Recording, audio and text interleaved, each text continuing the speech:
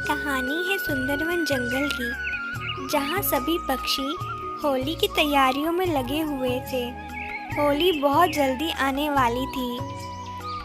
मिट्ठू, उठो बेटा, मुझे देर हो रही है। मुझे होली के मेले में रंग बेचने के लिए भी जाना है। अगर आप यहीं पे समय नष्ट कर दोगे तो मैं देरी से पहुंचूंगी। तब हमें अपने रंग भी तो बेचने हैं ना। हाँ माँ, इस बार मैं भी आपके साथ रंग बेचने में मदद करूँगा और हम खूब पैसे कमाएंगे और जो हमें पैसे मिलेंगे उनसे हम गरीबों की मदद करेंगे ताकि वो भी हमारी तरह होली खेल पाए, है ना माँ? हाँ मेरे बच्चे, बिल्कुल सही सोचा आपने। हम ऐसा ही करेंगे।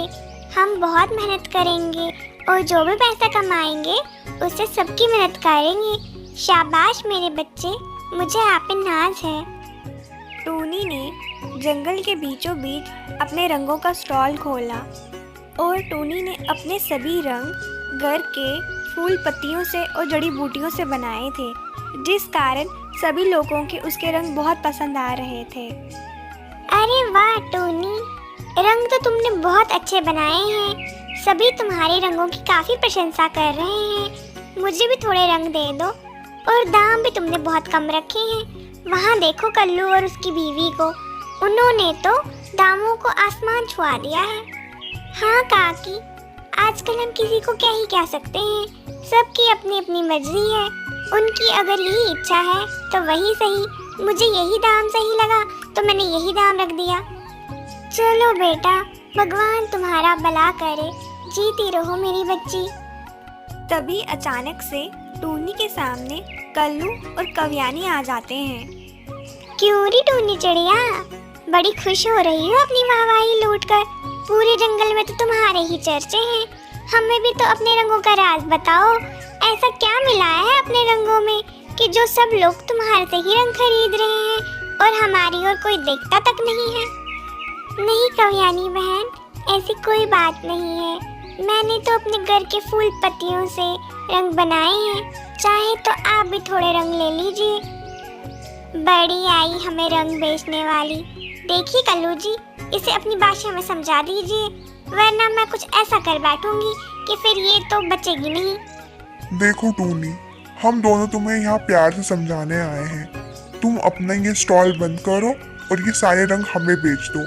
हम तुम्हें अच्छे दाम दे देंगे और तुम घर चले जाओ।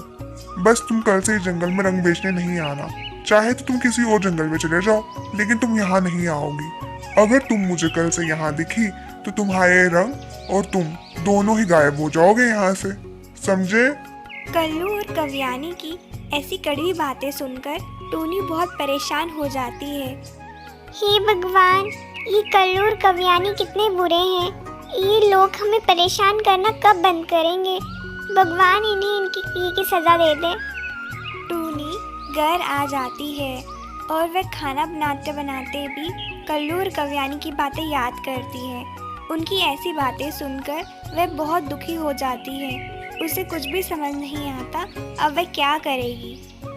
माँ, आप क्यों परेशान हो रही हो? वो कव्यानी आंटी और कल्लू अंकल तो बस आपको डरा रहे हैं। वह तो ऐसा वैसा कुछ भी नहीं कर पाएंगे। आप बिल्कुल फिक्र ना करें। आप कल भी जाए और जंगल में अपने रंग बेचे। मैं भी देखता हूँ वो क्या करते हैं। नहीं मेरे बच्चे, आप उनसे दूर रहना। आप उनको कुछ नहीं कहना।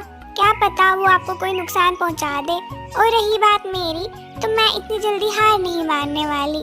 मैं कल भी जंगल जाऊंगी और रंग बेच के आऊंगी। वह हमारा कुछ भी बिगाड़ नहीं सकते। अगले दिन टूनी दोबारा जंगल चले जाती है। वह अपना स्टॉल दोबारा खोलती है। जंगल के सभी पक्षी उससे रंग खरीद लेते हैं। उसकी आज भी अच्छी बिक्री हो जाती है। ये देखकर टूनी बहुत खुश होती है। शुक्र है भगवान का, मैंने अपने सारे रंग बेच भी दिए और कल्लू भैया और सुंदरी बहन को पता भी नहीं चला, नहीं तो वो मुझे बहुत परेशान कर देते। चलो अब मैं घर चल जाती हूँ। टूनी अभी घर के लिए निकली ही थी। जंगल के बीचों बीच पहुँचते ही अचानक से उसे ऐसा लगा कि जैसे कोई उसका पीछा कर रहा हो। वह जैसे ही पीछे मुड़ के देखती है, अचानक से कोई उसे बहुत जोर से मारना शुरू कर देता है। बचाओ बचाओ, मुझे छोड़ दो, मुझे मत मारो, मैंने आपका क्या बिगाड़ा है, मुझे छोड़ दो, बचाओ। टूनी को मारने वाला कोई और नहीं बल्कि कल्लू कौवा और सुंदरी कवि होती है। वह टूनी को खूब मारते हैं और उसे मार मार कर बेहोश कर देते हैं। फिर बेहोशी की हालत में ही उसे दूर एक खड्डे में फेंक देते हैं ताकि कोई उस तक पहुंच ना पाए। चलिए कल्लू जी, शुक्र है हमारे सिर से बला टल गई। कब से इसने हमें परेशान करके रखा था। अब तो चलो हम ही अपने रंग बेचेंगे। हम भी देखते हैं अब हमारे बीच में कौन आता है। चलिए जल्दी, इससे पहले कोई हमें यहाँ देख ले और सारा शक हम पे चले जाए। हमें यहाँ से निकल जाना चाहिए।